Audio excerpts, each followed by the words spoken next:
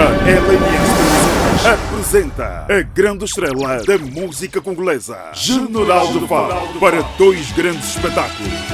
Dia 23 de novembro, às 19 horas, no Cine África. Dia 30, na província do Is, no Cine Ginásio. Convidado, Yanica Formé, Júlio Gil, J. Lorenzo e Arthur Pó. DJs, Limix, Faz Embora, Broquiré e Famoroso. Compre já o seu ingresso nos locais habituais e no local do evento. Realização LNS Produções. Produção Injúria Inc. Patrocínio Luandina.